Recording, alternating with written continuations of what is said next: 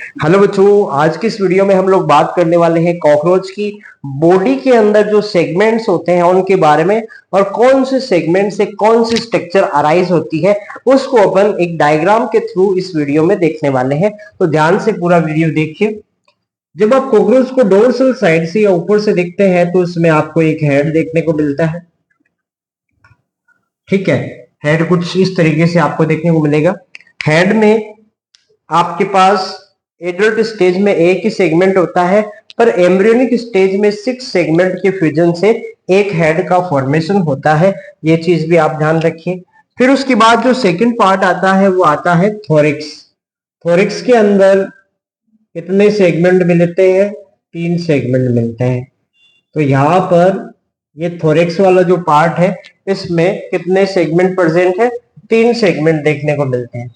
उसके बाद स्टार्ट होता है एब्डोमेन, और एब्डोमेन की अगर बात की जाए तो एब्डोमेन वाले पार्ट के अंदर बेटा जी आपको मिलते हैं टोटल 10 सेगमेंट।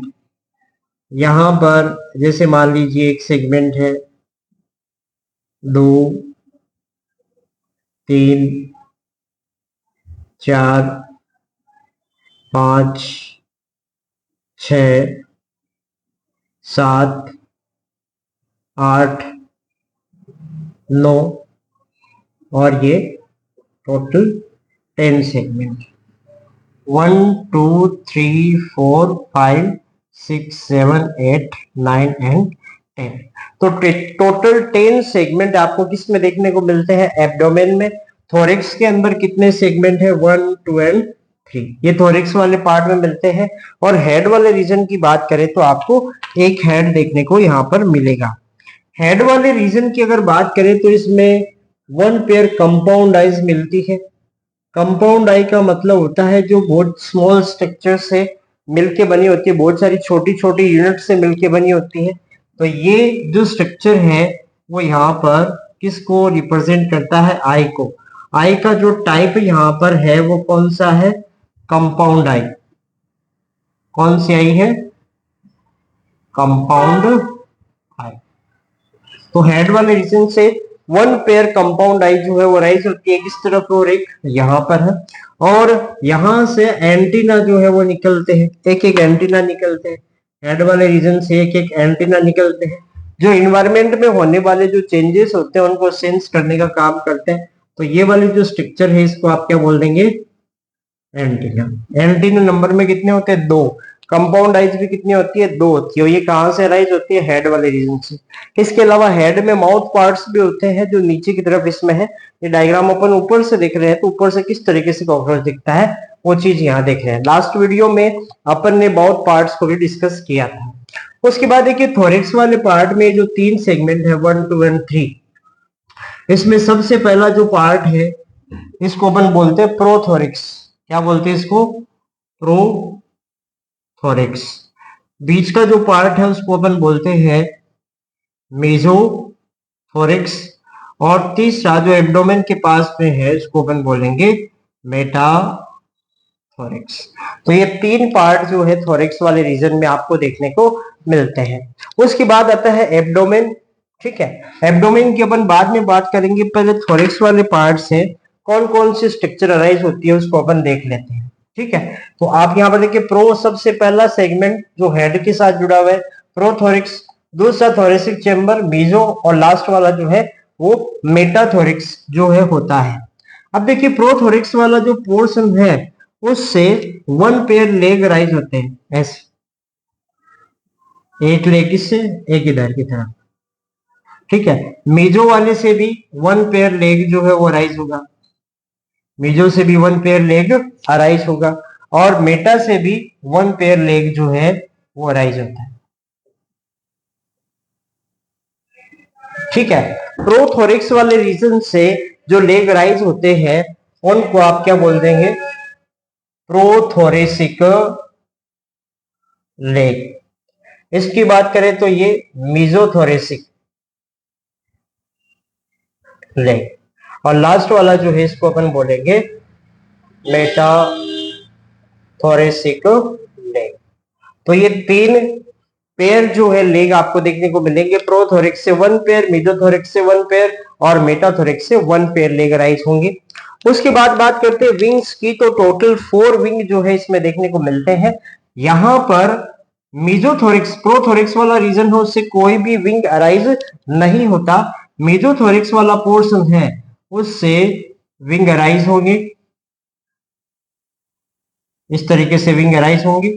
और ये वाले जो विंग है इसकी अगर बात करें तो ये ट्रांसपेरेंट नहीं होते, ये कैसे होते हैं, ओपेक होते हैं।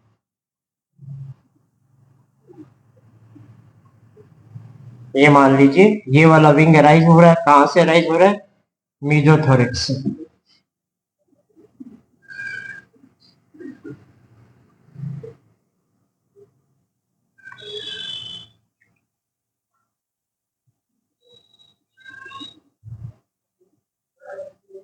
ये वाले जो विंग है इसको आपके बोलेंगे मेजोथोरेसिक विंग। कौन से विंग है ये, मेजोथोरेसिक विंग है। तो मेजोथोरिक्स वाला जो रीजन है उससे जो विंग होंगे उनको मेजोथोरेसिक विंग, या इसी को आप क्योंकि आगे की तरफ है तो 4 विंग भी आप इसके लिए टर्म यूज करते हैं, ठीक है। इसी का दूसरा नाम होता है टेगमिना। और ये जो विंग है इसकी अगर बात करें तो ये ओपेक होते हैं। ओपेक का मतलब डार्क कलर के होते हैं, ट्रांसपेरेंट नहीं होते और लेदरी होते हैं, लेदर लाइक अपीयरेंस जो है वो शो करते हैं। क्लियर है। उसके बाद मेटाथोरिक्स वाले विंग की बात करें तो इससे जो विंग राइज होंगे वो ट्रांसपेरेंट होंगे और कॉकरोच को उड़ने में हेल्प करेंगे, फ्लाइंग के अंदर हेल्प करेंगे, ठीक है। ये वाले जो विंग है इसको आप क्या बोलते हैं, मेटाथोरेसिक विंग्स। और सी का दूसरा नाम क्या होता है, हिंड विंग्स। 4 विंग्स जो है वो मीजोथोरेसिक विंग को बोलेंगे, जो मीजोथोरेक्स वाले एरिया से राइज होगा। और मेटाथोरेक्स से जो विंग राइज होंगे वो हाइंड विंग है, उनको आप मेटाथोरेसिक विंग बोलते हैं। ये भी 1 पेयर होते हैं। और इसके बारे में 2-3 चीजें ध्यान रखिएगा, ये कैसे होते हैं, ट्रांसपेरेंट होते हैं, ठीक है।